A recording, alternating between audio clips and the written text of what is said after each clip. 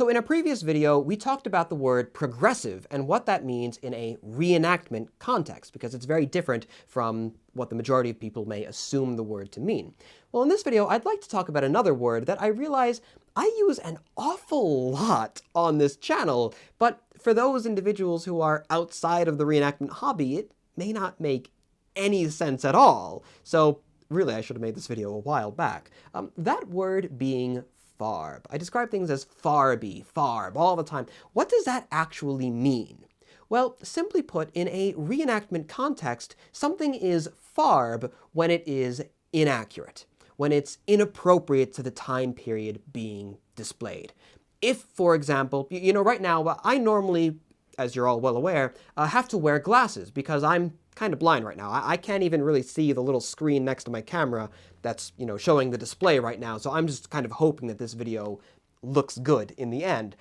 If, however, I were to put on my eyes here, and I can actually see now, well, this would be Farb. Why? Because, well, these are very modern lenses. These glasses are painfully modern. If I were to go around at a reenactment wearing these, this would be Farb, because it didn't exist in the 18th century. Another really good example, naturally, my microphone here. If I were to wear my lapel microphone like this during a reenactment so I could get better audio quality for my first-person videos in those events, well, that would be very Farb, because clearly this looks very out of place, just as much so as my computer there, for example, or my desk chair, or my bookcase, that sort of thing. Indeed, along similar lines, if I remove my hat here, and forgive the red mark that is going to, and the hat hair, terrible, terrible. The fact that I have a great big hole in this hat, that is very Farb. And honestly, this is, I think, the most obvious piece of Farbery that I have in my impression while I'm at a reenactment, because this is always visible more or less. I usually have a plug that I can put there when I'm not in the battle, but whenever I'm running around at the actual reenactment battle, my little GoPro will sit there behind this hole, and that's how I get my footage. But of course, there's Velcro inside the hole. It is, at least to a trained eye, to a keen eye, someone who's looking a bit more closely, a very obvious example of something that is out of place for the 18th century.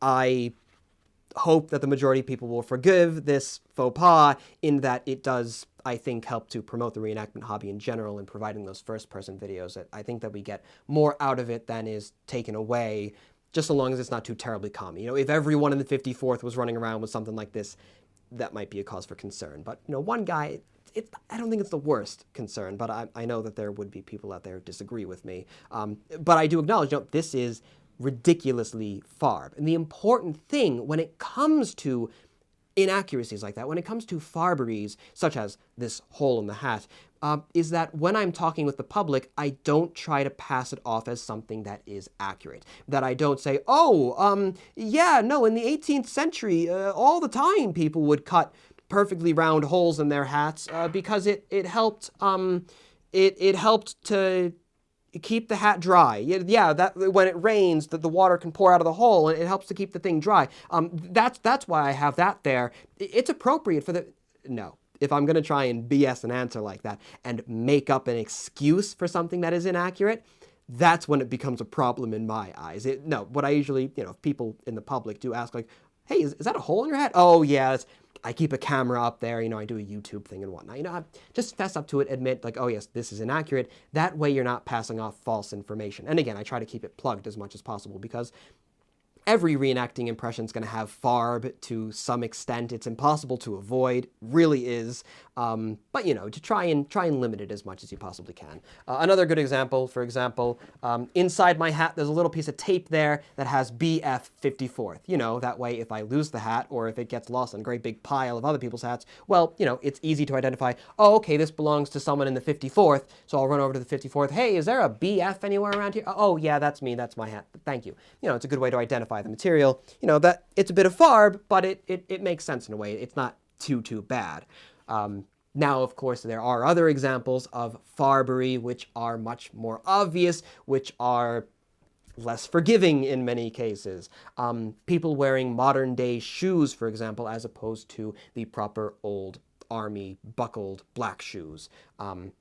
You can kind of sort of get away with it with some pair of modern day shoes because you can't really tell when the gaiters are over top of them that they're a modern pair. But to a trained reenactor, it's kind of, oh, those aren't real shoes. Those aren't the proper kinds, that sort of thing. Other reenactors will always be able to identify these sorts of things much more readily than members of the public will, just because we're so thoroughly surrounded by it all the time. But that would be another example of something being farby, something being wrong. Now, of course, some instances of farb are forgivable. I wouldn't expect everyone out there to, do up their gaiters with black ball the appropriate way as opposed to painting them, because painting them is just a lot easier and you effectively get the same effect and the same appearance. That's okay, that's fine. Another instance of farb, people, not using pipe clay on their belting, but just painting them again the white color. It's farb, but it's understandable. It makes sense why people would do that. The fact that people at reenactments will, in fact, bring tents with them. In the past video, we talked about those really more like hardcore progressive type units will go into a reenactment. They won't bring any tenting with them. Maybe they'll bring like a blanket roll and they'll just sleep under whatever trees they can find. Or like they'll build lean-tos at the event, that sort of thing. That's really cool. That is fantastic. And if you are, like, as a unit, as a group, able and willing to do that sort of thing, that is extraordinary, and I support it like 100% of the way.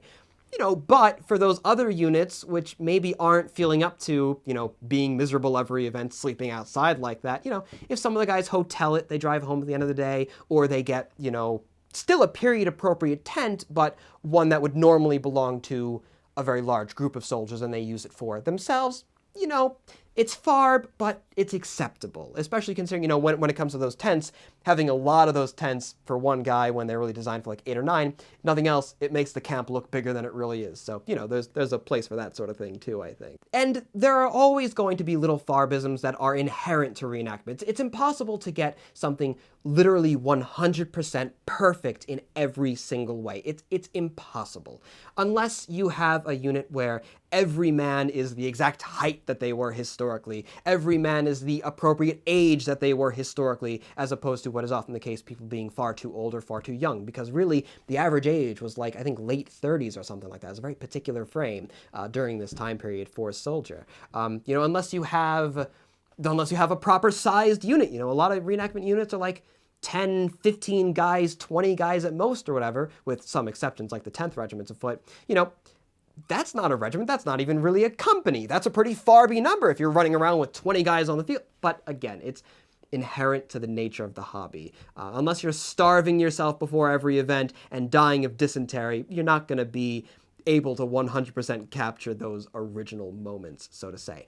That's acceptable. That's okay. That's fine. And when it comes to things like, for example, a good example, actually, I've seen a couple people do it before. Inside the cocked hats, you can untie one of the sides here. You can have it hang down and you can use it like as a sunshade, that sort of thing. Some guys, rather than tying and retying the bit of lacing, the string on the inside every single time, actually have like a little system by which one of those like drawstring string bag type things where they can pinch it, pull it open, and just, that way they can raise and lower the cap a lot more easily than otherwise. It doesn't change anything about the use of the item, doesn't change anything about the appearance of the item or, how it works, anything like that. It just makes something a little bit easier for them. That's okay. It's not something that I do. I prefer having the appropriate fashion of having to untie the hat every single time. I refer to it as authentic misery, authentic suffering, and I can enjoy that sort of thing. Same reason why at a lot of World War II events, I have been known to actually sleep outside and do that harder campaigning style thing.